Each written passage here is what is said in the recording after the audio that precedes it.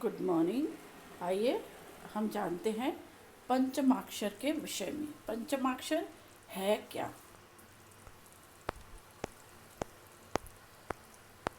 हिंदी वर्णमाला आपने देखी होगी, जिसमें आपने देखा होगा कि क, ख, ग और घ, इस तरह से ये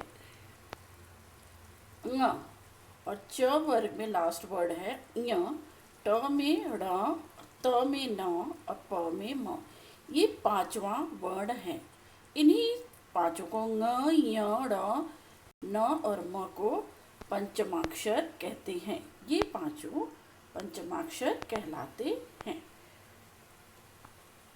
देखिए यहाँ ये क वर्ग कहलाता है, ये च वर्ग, ट वर्ग, त वर्ग और प वर्ग। इस तरह से अलग अलग वर्ग कहलाते हैं और इनका जो आखिरी वर्ण है वह पंचमाक्षर कहलाता है। पंचम अक्षर, पंचमाक्षर का अर्थ है पंचम अक्षर। अब हम क वर्ग यानी ये जो हमारा पहला है, इसमें ङ, ये क वर्ग के ङ से ये कहाँ लगता है, इसकी ध्वनि क्या होती है? इसकी ध्वनि होती है अनुनासिक, यानी अंग की मात्रा जब लगती है सिर के ऊपर, वो अंग की मात्रा किस लिए होती है और क्यों होती है, ये हम जानने की कोशिश करेंगे। तो सबसे पहला है ङ। अगर ङ अंग की मात्रा के रूप में प्रयुक्त होता है तो क वर्ग का ङ वो किस प्रकार होता है, आइए देखते हैं। अब देखिए यहाँ दो उदाहरण हैं, कंगन और कंघा। कंगन ग और कंघा घ, यानी क, ख, ग, घ, यानी क वर्ग के ही सदस्य हैं। ये जो बाद में ङ के बाद में आने वाले जो ये शब्द हैं वो क्या है, ये क वर्ग के ही सदस्य हैं। ग और घ, ग और घ के पहले ये बिंदी लगती है, ये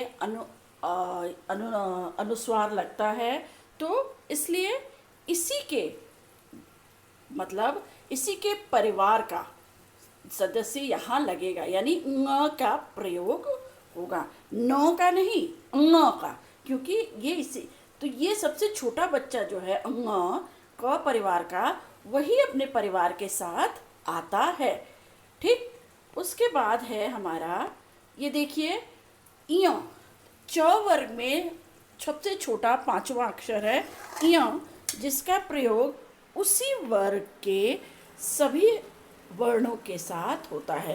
चंचल और झंझावात, च, च, छ, ज, झ, यानी एक ही परिवार के सारे सदस्य हैं, तो इनके लिए जब अनुस्वार का प्रयोग होगा तो वो य होगा।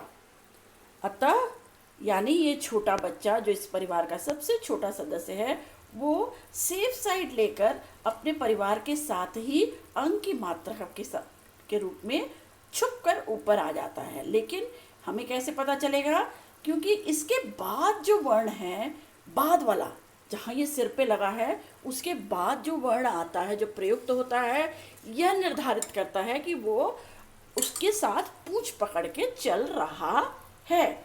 ये अनुस्वार पूंछ पकड़ के चलते हैं।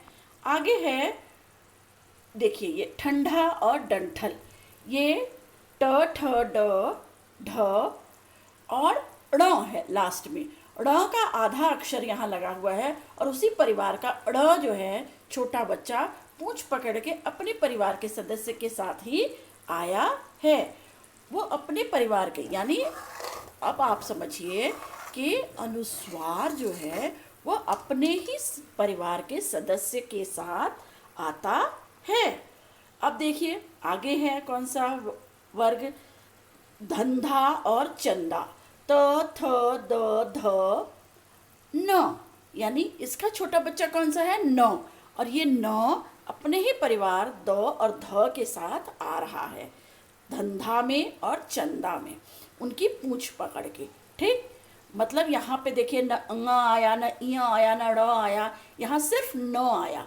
अब आपको समझ में आ रहा है कि ऐसे क्यों होता है, क्योंकि ये जो दूसरा जो उसके साथ वर्ण है उसके साथ चिपक कर परिवार का ही आखिरी अक्षर, पंचम अक्षर, जो कि उस परिवार का सबसे छोटा सदस्य है, शरारती है, छुपा रहता है, और वो छुपा हुआ सदस्य अपने परिवार के सदस्य के साथ ही आता है।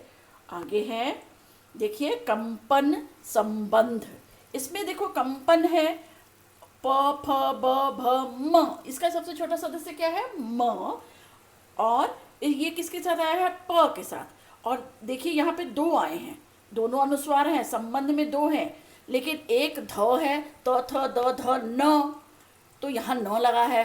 और पहले वाला ब है, इसका परिवार का सदस्य, ये देखिए ये ब है और ये ध है, तो यहाँ ब के साथ आधा म लगा है और ध के साथ आधा न, दोनों के साथ न नहीं लगा, दोनों के साथ म नहीं लगा, क्योंकि ये अपनी फैमिली मेंबर्स के साथ ही आते हैं।